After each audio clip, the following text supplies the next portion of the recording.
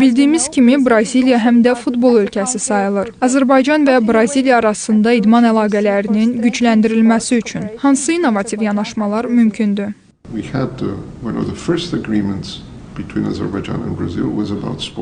Azərbaycan və Braziliya arasında olan ilk razılaşmalardan biri idman sahəsində idi. 2 il əvvəl Braziliyanın idman naziri Bakıya səfər etdi və sizin Gənclər və İdman Naziri ilə razılaşma imzaladı. Bu razılaşma bir çox sahələrə əhatə edir. Təbii ki, mən artıq qeyd etdiyim Capoeira da burada önə çıxır. Bu, Braziliya döyüş sənətidir və Azərbaycanda yaxşı inkişaf edib. Hətta federasiyası var.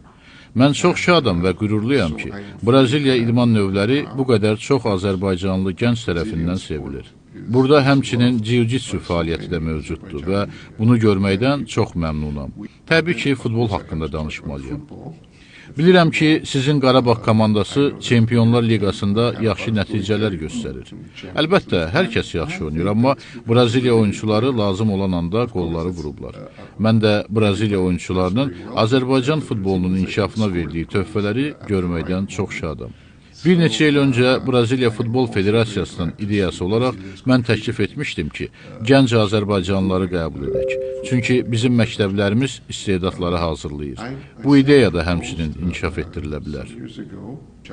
Təbii ki, peşəkar futbol klublarının öz işə götürmə praktikaları var və mən çox şadam ki, onlar yaxşı Braziliya oyunçularını cəlb edirlər. Braziliya oyunçuları da burada oynamaqdan çox məmnundurlar. Mən onlarla danışmışam və onlar Azərbaycana uyğunlaşdıqlarını və çox xoş qarşılandıqlarını deyirlər.